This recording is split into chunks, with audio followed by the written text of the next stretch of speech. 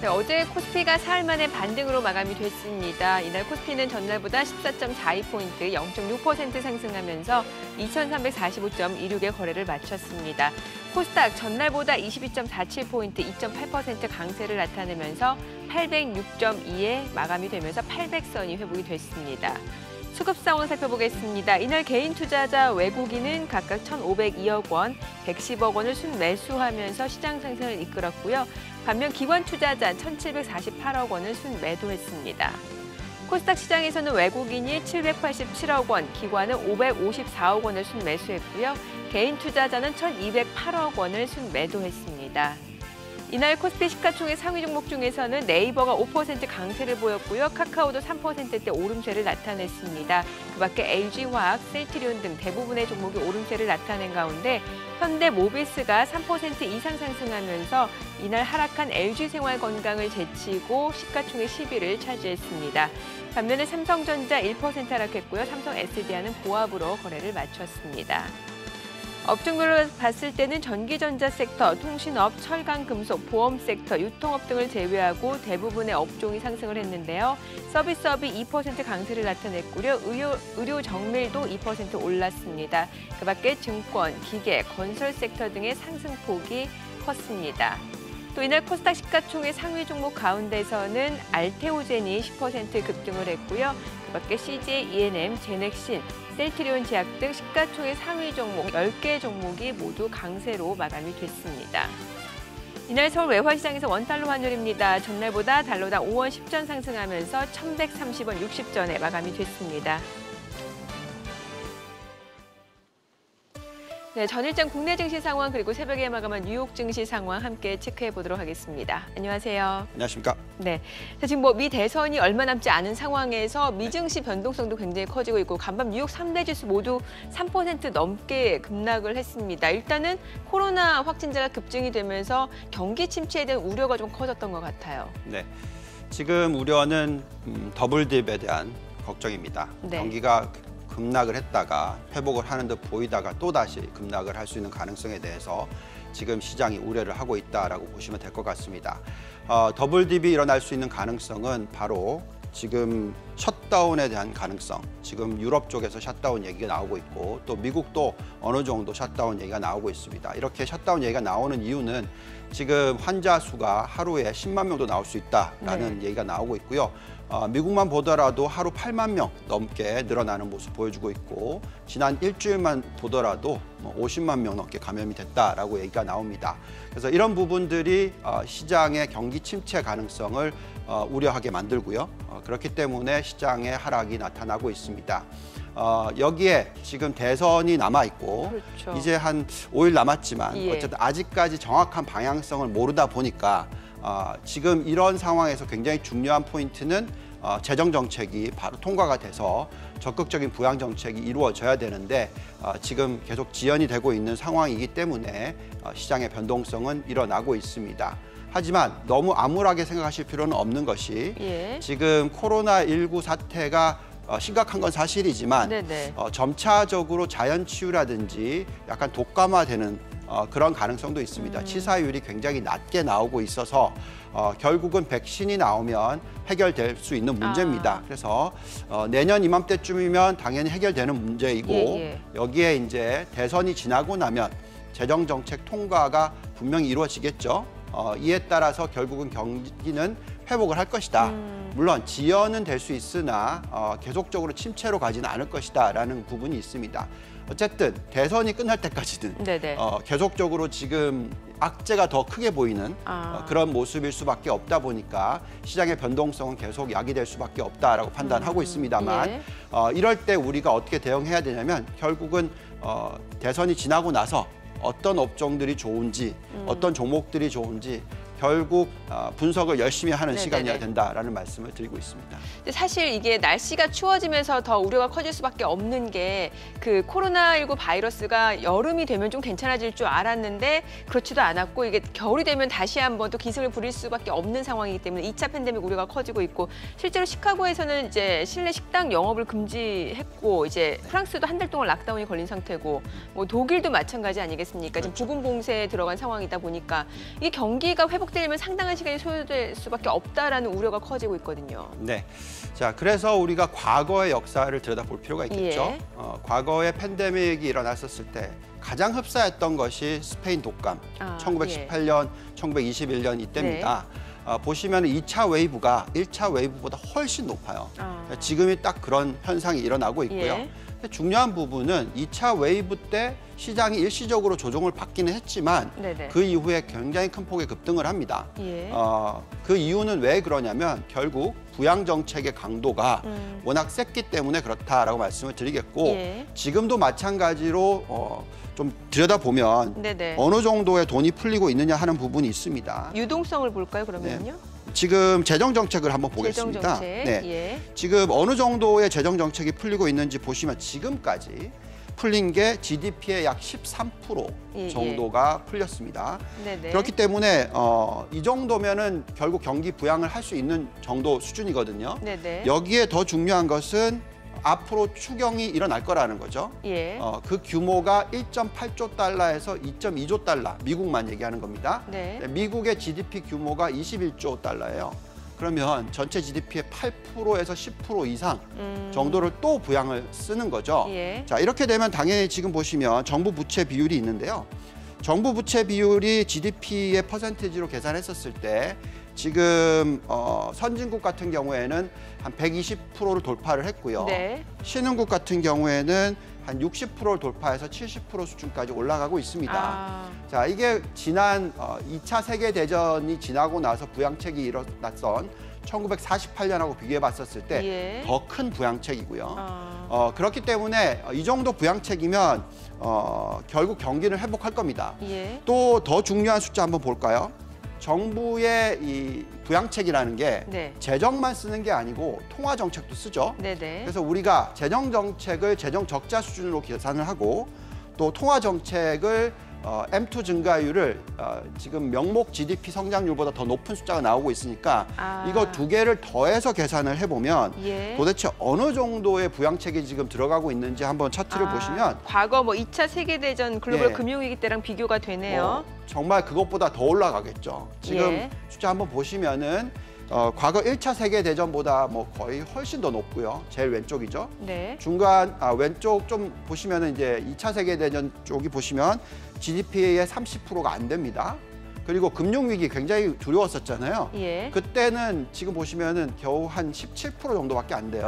1차 세계대전이랑 비슷합니다. 예. 지금 현재 벌써 GDP의 35% 수준까지 올라와 있고요. 네네. 여기에 추경까지 더하면 GDP의 40% 가겠죠. 자, 이 정도로 푸는데 경기가 회복이 안 된다. 그럴 수는 없을 것 같고요. 네네. 다만 지금 팬데믹이 우려가 되니까 셧다운이 일어나면 그만큼 돈을 안 쓰게 되는 거죠. 그렇죠. 그렇죠?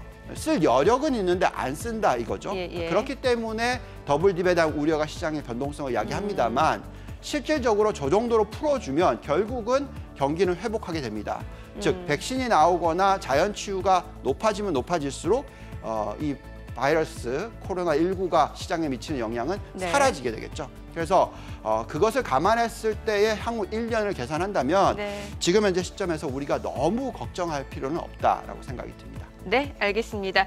자, 오늘 삼성전자 3분기 확적 실적이 나왔습니다. 잠시 후 기자 연결해서 자세한 내용 좀 들어보도록 하겠고요. 저희는 호가 상황 그리고 전략으로 다시 돌아오도록 하겠습니다.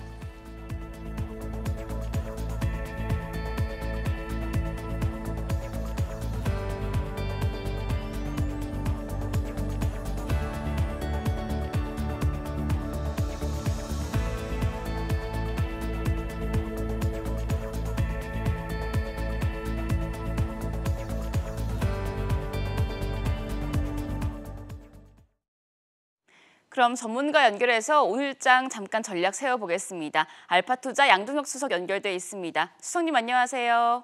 네, 안녕하세요.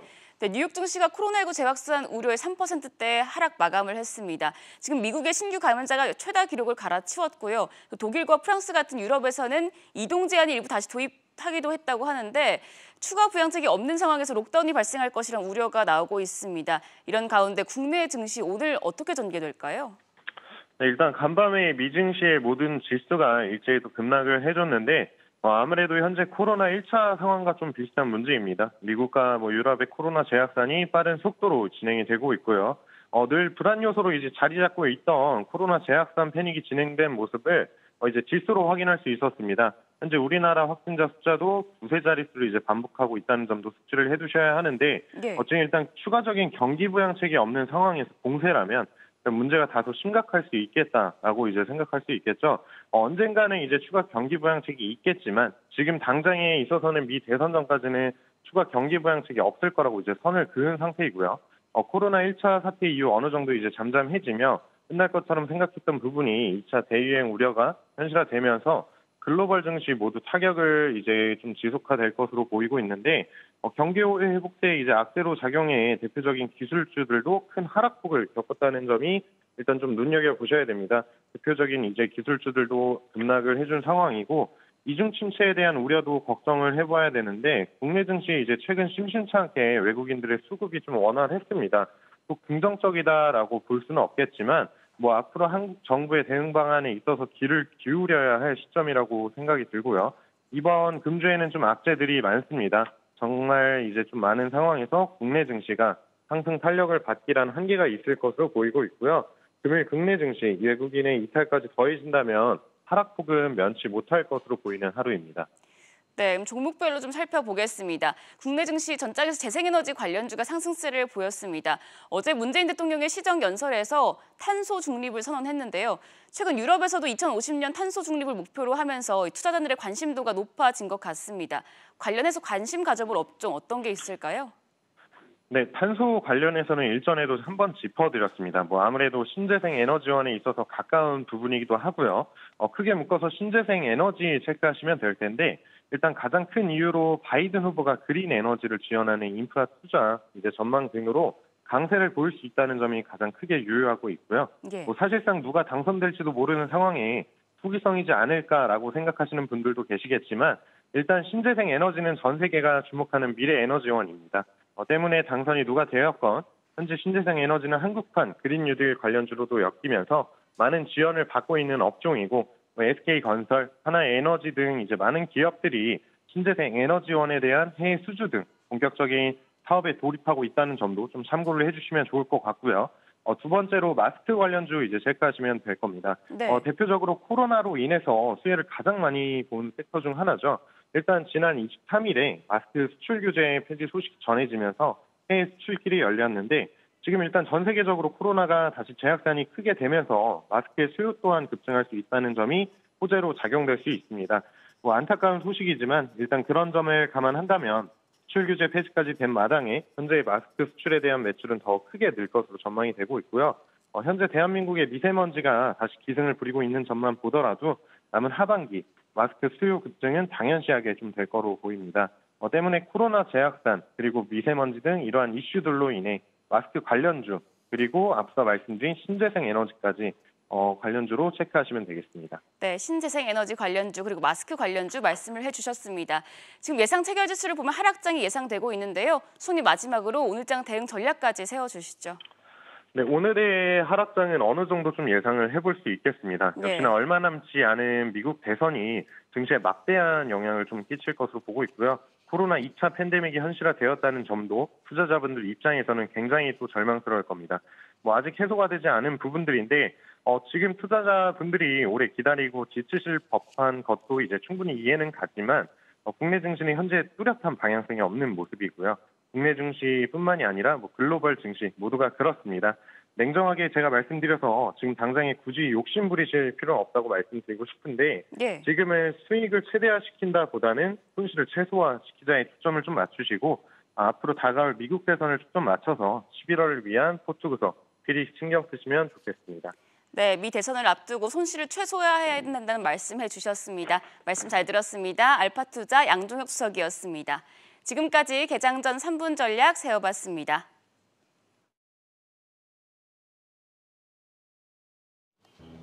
네, 지금 시각 8시 51분 지나고 있습니다. 자, 오늘 양시장 동시효과 상황 체크해 보도록 하겠습니다. 먼저 예상 체결 지수부터 확인을 해보도록 하죠.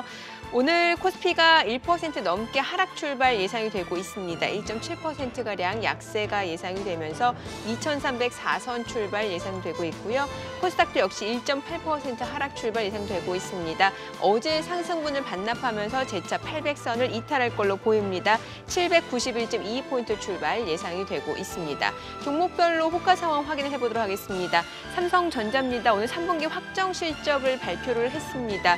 일단은 3분기 매출액이 67조 원으로 분기 기준으로 봤을 때는 사상 최대를 기록했죠. 그럼에도 불구하고 주가는 1% 약세가 예상이 되고 있고요. 특히나 이제 3분기 영업이익 같은 경우는 12조 3,500억 원으로 전년 동기 대비로 봤을 때는 58.8% 증가한 수치입니다. 구체적으로 부문별로 세부 확정 실적이 발표가 됐으니까요. 저희가 잠시 후에 좀 알아보도록 하겠고요. 자, SK 하이닉스 2% 약세가 예상이 되고 있습니다. 이 가운데 네이버도 2% 하락 출발 예상되면서 예상치 결가 29만 2천 원이고요. LG화학과 삼성전자 우선주도 역시 약세가 예상이 되고 있습니다. 전반적으로 대부분의 종목들이 뉴욕 증시 여파를 벗어나기가 쉽지 않을 걸로 보입니다. 뉴욕 증시뿐만 아니라 유럽 증시도 간밤에 2%에서 4% 급락 흐름을 면치 못했기 때문에 국내 증시도 그 여파가 예상되고 있고요. 현대차, 셀트리온, 카카오까지도 일제히 하락 출발 예상이 되고 있습니다. 코스닥 시가총액 상위 종목 예상치 결과도 확인해 보도록 하죠. 셀트리온 헬스케어, 시젠, 알테오젠, HLB, 카카오게임즈, CJ, ENM 모두 약세가 예상되고 있고요. 이 가운데 시젠 같은 경우는 보합 출발 예상되고 있습니다. 시장 대비로는 견조하게 흐름을 이어갈 걸로 보이고 있죠. 예상치 결과 25만 8,300원이고요. 알테오젠과 셀트리온 제약 각각 1%에서 2% 약세가 예상이 되고 있습니다. 자, 지금 시각 8시 53분 지나가고 있습니다. 자, 이제 개장까지 한 6분가량 남았습니다. 일단은 양시장 오늘장 좀 조정이 예상이 되고 있는데 다시 한번 체크포인트 좀 정리를 해보도록 하죠. 일단은 지금 경기 침체 우려가 굉장히 커지고 있고 증시도 그 여파를 벗어나기 힘들어 보이는데 원래는 K자 회복을 예상을 했었잖아요. 근데 지금 더블 딥 우려가 커지고 있는 거잖아요. 이 부분 얘기를 좀 해볼게요. 네. 자, 우선 K자라고 하면은 코로나19가 터지면서 급락을 했던 경기죠. 그리고 나서 적극적인 부양 정책이 펴지니까 다시 회복을 하는 모습입니다. 그런데 지금 보시면 왼쪽에 차트 나오듯이 신규 확진자 수가 역대 최고치를 돌파를 하고 있기 때문에 지금 경기가 되살아나기 어렵다, 이런 얘기죠. 그래서 저 K자를 옆으로 이렇게 그어보면 이게 지금 L자 회복인 거죠. 그러니까 경기가 회복하지 못하고 있는 것이다라는 부분입니다. 물론 이게 나누면 회복하는 쪽이 있고 못하는 쪽이 있고 오히려 더 내려가는 쪽이 있습니다. 그래서 지금 회복하는 쪽은 아무래도 이제 기술 기업이나 대기업이고 또 부유층, 화이트 칼러 이쪽이 계속 회복을 하는 부분이고요. 반대로 지금 중소기업이라든지 경기 민감주라든지 또 빈곤층, 블루 칼러 이런 쪽은 계속적으로 안 좋다라는 거죠. 그래서 경기가 회복을 못하고 있는데 아까 보여드렸듯이 정말 적극적인 부양 정책을 쓰고 있잖아요. 그럼 결국은 이 돈이 어디로 들어가느냐? 지금 K자의 아래쪽으로 향한 이쪽으로 들어가게 됩니다. 네. 그래서 결국은 경기를 회복시키니까 이 K자가 U자형으로 바뀌게 되는 그런 모습이 될 겁니다.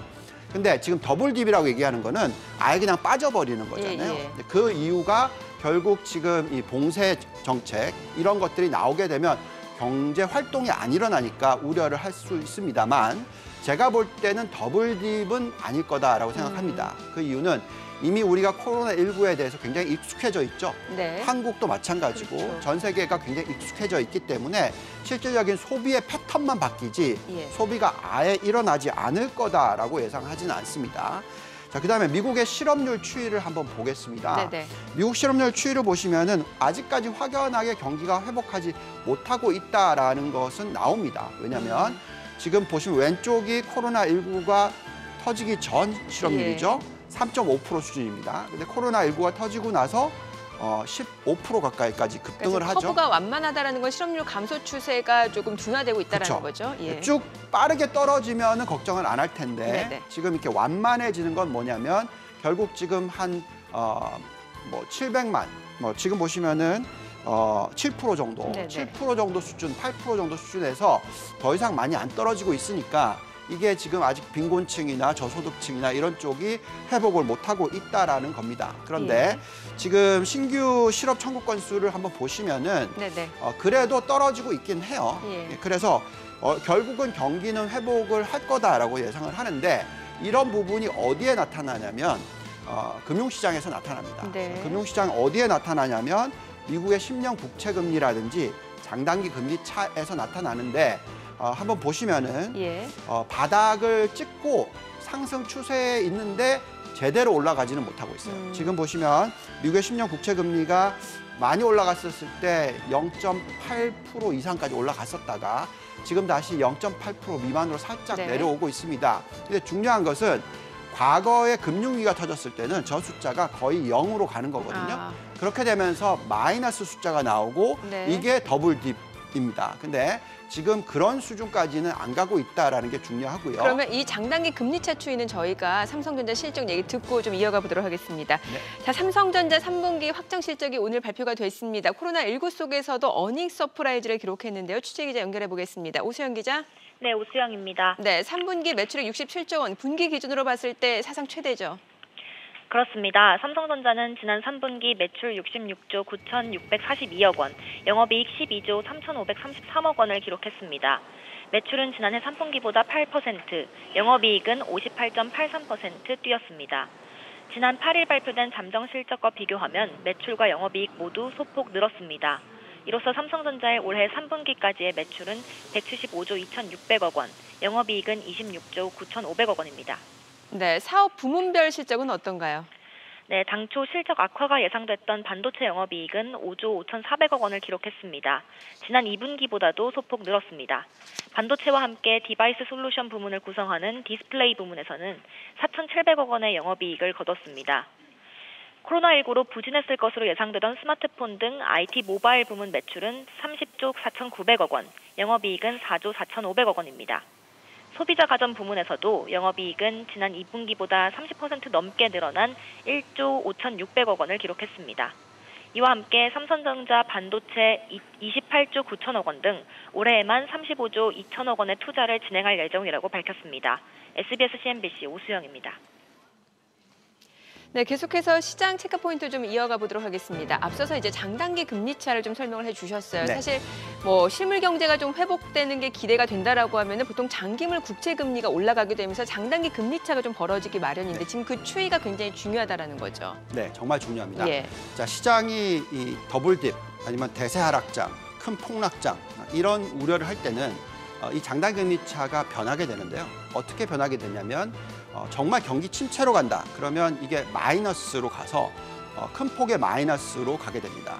근데 지금 현재 보시면은 장단 금리 차를 한번 올려주시면 네. 0.67% 정도의 지금 차이가 나오고 있거든요. 예. 네, 그래서 이 숫자가 그렇게 폭락하고 있지 않고요. 또 만약에 경기가 회복을 한다라고 보시면은 예. 이 숫자가 얼마까지 올라가냐면 하나 넘겨주시면 좋겠네요. 예, 다음 장을 예. 볼게요. 예, 보시면은 저 숫자가 1.5%. 과거 보시면 지금 회색선이 저게 이 금융위기 때 경기 침체를 빠져나올 때의 장단 금리차입니다. 네. 보시면은 장단 금리차가 큰 폭으로 상승을 해서 1.5% 이상 올라가기 시작하면서 경기 이 침체에서 내용이 어려우니까 네, 네. 저희가 개장하고 더 들어보도록 하겠습니다. 네, 알겠습니다. 자, 오늘 국내 증시 변동성이 커질 것으로 보입니다. 개장하겠습니다.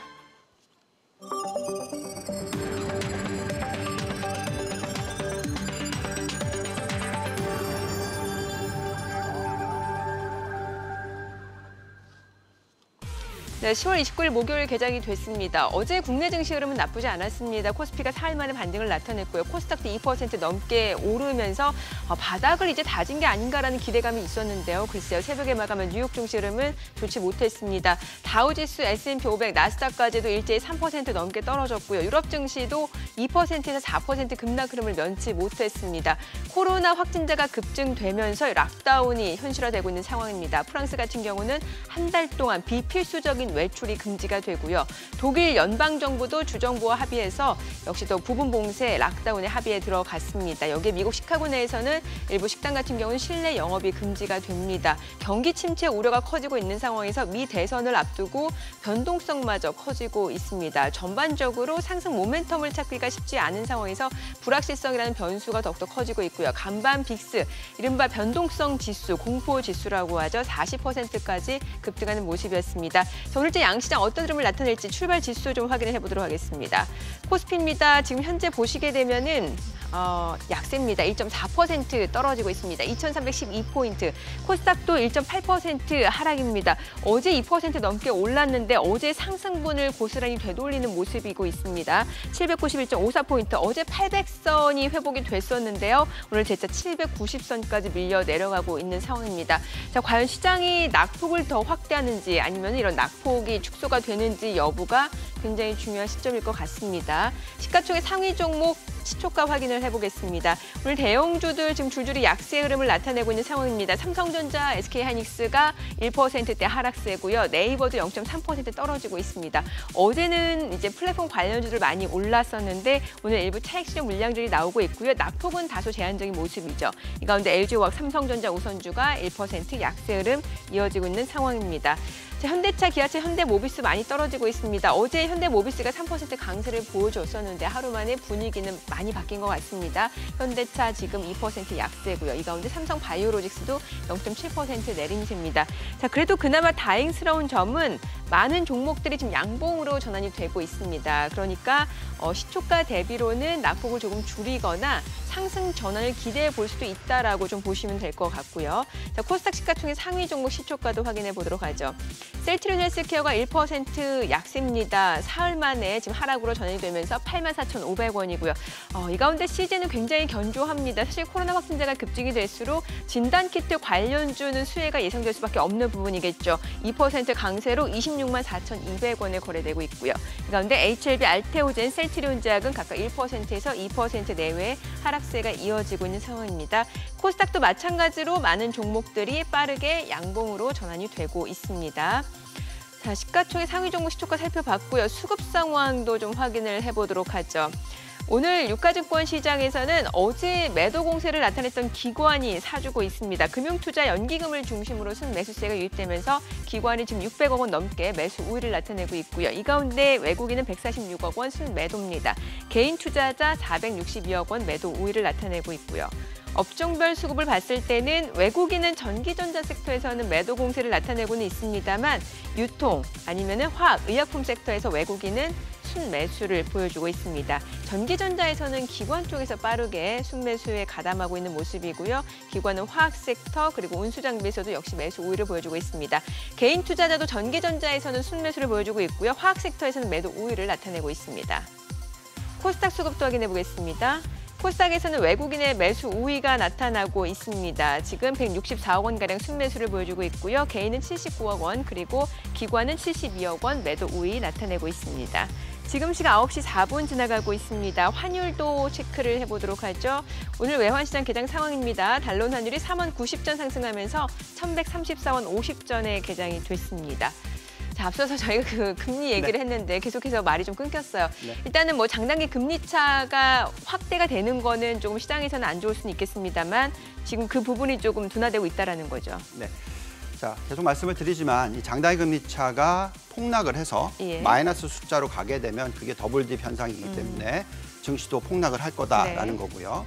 반대로 장단기 금리 차가 큰 폭으로 상승을 해서 1.5%포인트 이상까지 상승을 하게 되면 경기가 과열된다라고 생각하셔야 되고 그때부터는 시장에 큰 폭의 조정이 올 수도 있습니다. 그렇지만 지금 현재 시점에서 약 0.6에서 0.7 사이 이게 1% 이상까지 올라간다 하더라도 오히려 경기가 회복하는 추세이기 때문에 이럴 때는 우리가 시장을 팔면 안 되고요. 이렇게 지금 최근에 조정이 들어오는 것을 좋은 기회로 삼는 것이 중요하다라고 말씀을 드리겠습니다. 예. 자, 그러면은 달러 흐름은 어떨까요? 좀 달러 흐름이 1,120원 중반까지 내려갔었다가 달러 원 환율이요. 다시 좀 간밤에 올라가는 모습이거든요. 달러 인덱스는 지금 뭐 93 정도에서 지금 왔다 갔다 하는 상황인 거죠? 네. 자, 이 달러 지수가 왜 중요하냐면 다들 어떻게 얘기를 했었냐면 달러 지수가 계속적으로 하락을 하면 이게 이제 신흥국에는 좋은 현상이고 미국 주식을 팔아야 되고 신흥국을 사야 된다. 뭐 이런 얘기를 하죠.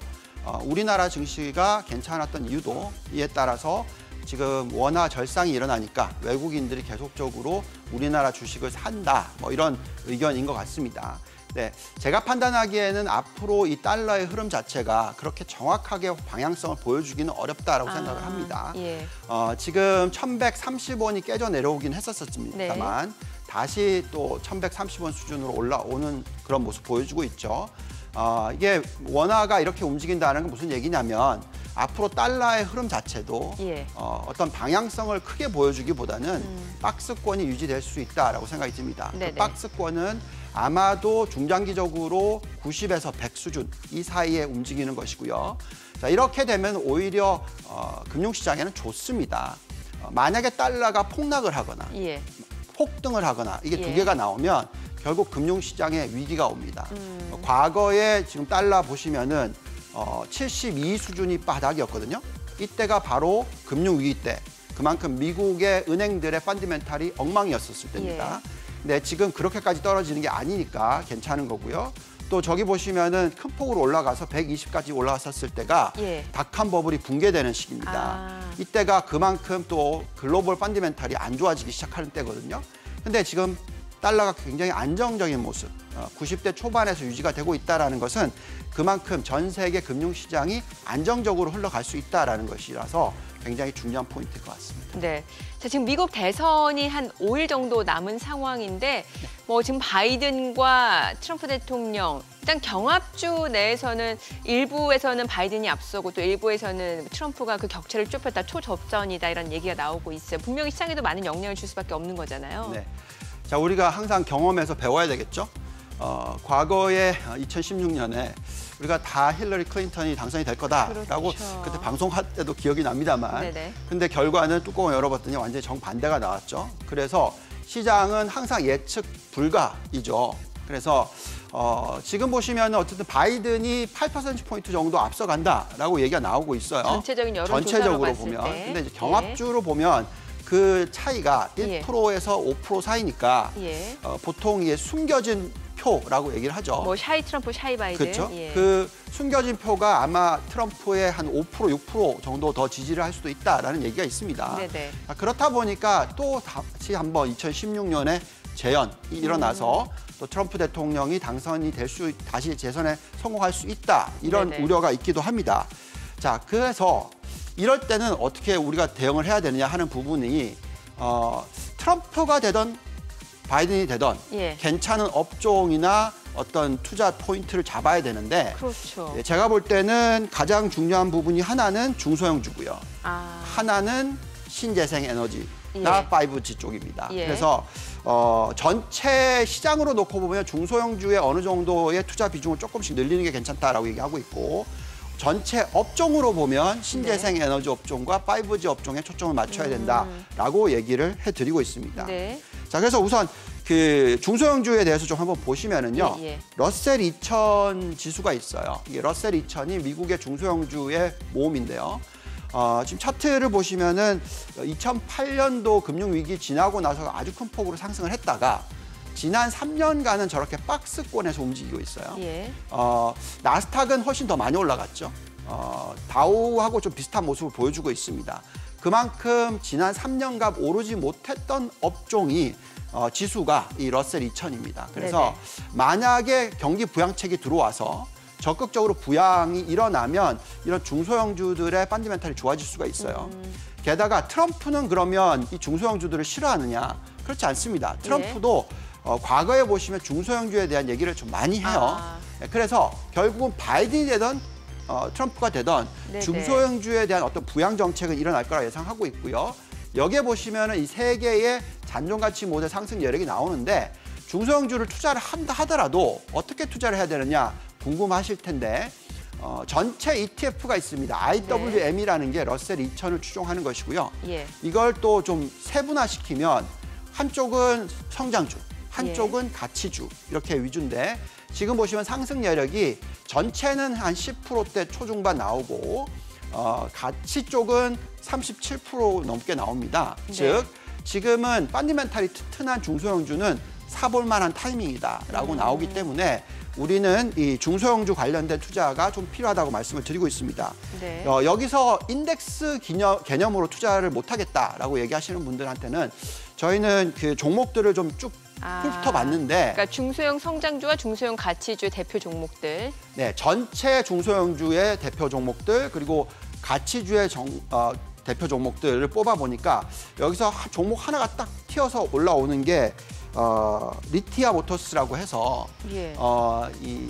자동차, 중고 자동차 판매상 아니면 자동차를 갖다가 온라인으로 판매하는 회사입니다. 예. 그래서 그만큼 내수 경기가 회복을 하거나 코로나19 때문에 자동차 구매가 더 많이 일어난다면 굉장히 수혜를 있을 수 있는 기업이고 이 기업에 대한 상승 여력이 굉장히 좋아 보인다. 300%요. 네, LAD라는 종목입니다. 그래서 이런 네. 종목에 대한 관심을 보실 필요가 있겠고요.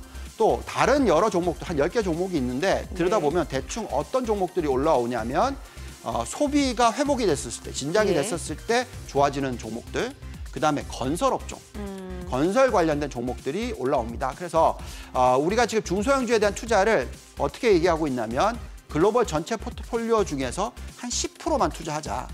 점차적으로 늘리자라고 예. 얘기하고 있고 근데 어디에 투자를 하냐면 아까 같은 소비 관련주라든지 아니면 건설 관련주라든지 이런 쪽에 초점을 맞추실 필요가 있다라고 말씀을 드리고 있습니다. 네네. 자, 그리고 지금 보니까는 이제 상업은행 여신 증가율 차트도 좀 준비를 하셨는데 네. 이 여신 증가율 추이가 최근에 좀 올라가다가 다시 좀 꺾이는 양상이네요. 네. 자, 이게 왜 중요하냐면 우리가 지금 여태까지 계속 얘기하고 있는 게 통화 정책을 막 풀고 있어요. 네. 그런데 재정 정책이 제대로 안 쓰여지고 있기 때문에 재정 정책을 또 더 써야 되는 거죠. 자, 그게 이제 실물 경기와 연결이 되는 거거든요. 예. 재정을 쓰면 바로 소비랑 연결이 됩니다. 통화를 풀어서 이게 바로 소비랑 연결이 되는 게 아니죠. 통화를 풀었을 때 그 예금을 가지고 대출을 일으키고 대출이 일어나야지 소비가 일어나는 거잖아요. 그래서 이 대출 증가율, 여신 증가율이 중요합니다. 근데 아까 여신 증가율이 8.5% 수준까지 하락을 했어요. 예. 가장 고점은 한 11% 증가율까지 올라갔었다가 8.5%까지 떨어지니까 경기 회복이 제대로 일어나지 않는 게 아니냐라는 걱정을 하시겠지만 네네. 사실 여신 증가율이 8% 이상이라는 거는 경제 성장률을 적어도 한 4% 정도는 지원할 수 있는 증가율입니다. 그래서 그런 부분을 감안했었을 때 풍부한 유동성이 실물 경기와도 연결이 일정 부분 되고 있다라고 생각하시는 것이 맞겠고요. 예. 지금 유동성 증가율이 워낙 높습니다. M1 증가율이 42% 넘고요. 와. M2 증가율은 24%가 넘습니다. 예. 그래서 이렇게 유동성은 풀려 있고 이 돈이 실물 경제와 연결되는 부분이 여신 증가율인데 여신 증가율은 아주 높은 건 아니지만 네. 그래도 어느 정도는 서포트를 하고 있다라고 말씀을 드리겠습니다. 예, 예. 자, 그러면 금 가격이라든지 이제 가상화폐 관련주도 좀 체크를 해보도록 하죠. 간밤에 금 가격이 좀 떨어졌고 어제 국내 증시에서 보니까 또 가상화폐 관련주들이 또 많이 올랐어요. 분명히 시사하는 바가 있을 것 같아요. 네.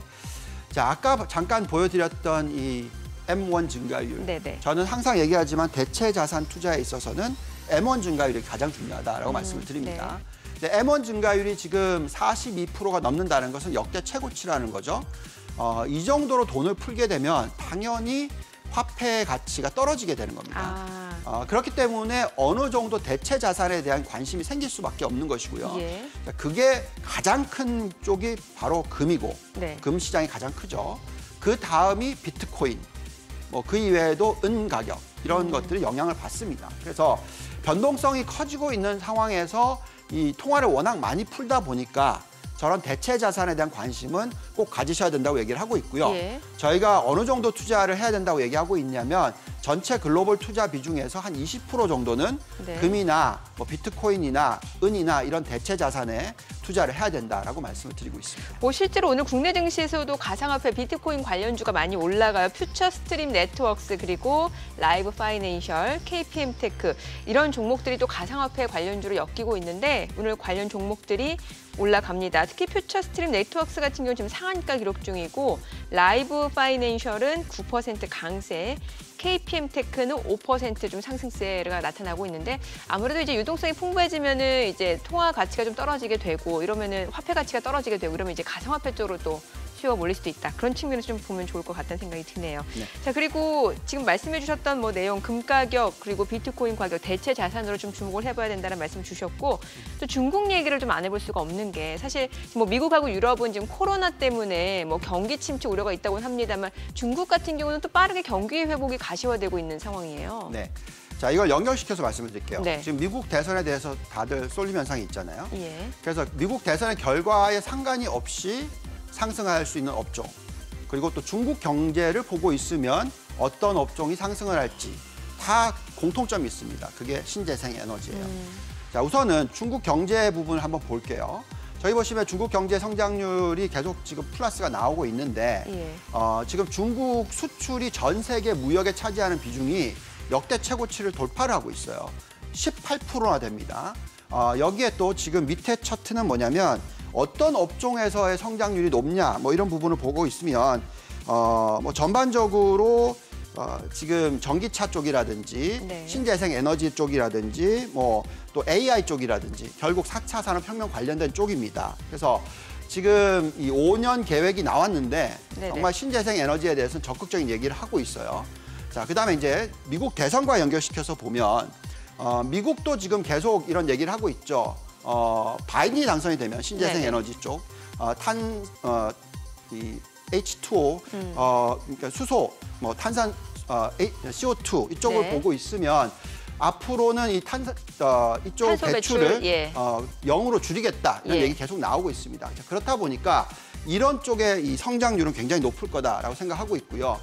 여기에 이제 미국과 중국이 경쟁을 하다 보니까 결국은 중국도 이쪽에 투자를 많이 하게 되고 미국도 이쪽에 투자를 많이 하게 될 수밖에 없습니다. 그래서 우리가 지금 글로벌 태양광 업종 안에서 가장 대표적인 종목들을 쭉 한번 뽑아봤어요. 테이블 한번 올려주시면 지금 미국도 그렇고 중국도 그렇고 한국도 그렇고 대표적인 종목들의 상승률이 굉장히 높게 나옵니다. 지금 중국을 보시면 이제 다초뉴 에너지, 또 진코솔라 이런 종목이 있고요. 캐네디안 솔라는 캐나다 기업인데 중국의 영향을 많이 받는 거고요. 그다음에 지금 보시면 한국 보시면 한화솔루션, 현대에너지솔루션 이런 종목도 어제 올라오고 현대에너지솔루션도 많이 올랐어요. OCI도 올라옵니다. 여기에 이제 미국 회사가 있는데 미국 회사가 바로 퍼스트 솔라입니다. 근데 어제 주가를 보시면 시장 폭락했잖아요. 근데 퍼스트 솔라는 어제 13.2%나 폭등을 했습니다. 매출 증가율이 자그마치 작년 동기 대비해서 70%나 일어나고 있었어요. 그러니까 결국은 이 업종은 대선에 상관없이 코로나에 상관없이 기본적으로 우리가 들여다봐야 되는 쪽이고 앞으로 성장을 굉장히 많이 할 수 있을 것이다 예상하시면서 저희가 생각할 때 전체 포트폴리오 중에서 한 20%에서 25% 정도는 들고 가셔야 된다라고 말씀드리고 있습니다. 알겠습니다. 지금 시장이 조정을 받고 있지만 팔 때가 아니라 좀 담아볼 기회다. 뭐 5G 아니면 신재생 더불어서 또 중소형 가치주까지도 포트폴리오에 담자 이런 말씀을 주신 거죠. 네, 알겠습니다. 향후 전망 그리고 전략까지 들어봤습니다. 오늘 말씀 잘 들었습니다. 고맙습니다. 감사합니다. 지금 시각 9시 19분입니다. 자, 오늘 양시장 지금 빠르게 낙폭을 좀 줄여내고 있는 상황인데요. 외국인 오늘 또 순매수를 보여주고 있습니다. 어제장에서 어떤 종목들을 샀는지 외국인 순매수 상위 종목 현재 주가 상황 살펴보도록 하겠습니다. 외국인 LG화학, 네이버, 삼성, SDI 샀습니다. 아직까지는 하락세가 이어지고 있는 상황이고요. 신한지주가 0.9% 내림세, 이 가운데 HMM도 0.4% 떨어지고 있습니다. 자, 그리고 외국인은 SK하이닉스, 신풍제약, OCI, LG전자도 순매수를 했습니다. SK하이닉스 여전히 1% 약세를 나타내고 있는 상황이고요. OCI는 오늘 보합입니다. 그리고 LG전자, 삼성물산 1%대 하락세 이어지고 있습니다. 기관 순매수 상위 종목 현재 주가 상황도 살펴보도록 하죠. 역시 기관 쪽에서도 금융주를 좀 매수하는 모습이었는데 여전히 하락세고요. 기아차, 카카오 1.8% 떨어지고 있습니다. 네이버, 현대모비스도 역시 약세 흐름 이어지고 있고요. 자, 이 가운데 롯데케미칼, 한화솔루션, 대림산업, NC소프트 기관 순매수 상위 종목입니다. 한화솔루션 0.8% 떨어지고 있고요. 대림산업 3% 약세입니다. NC소프트, LG이노텍도 하락세 이어지고 있는 상황이죠. 지금 시각 9시 20분 지나가고 있습니다. 시장 전체적인 흐름 다시 한번 좀 확인을 해보도록 하죠.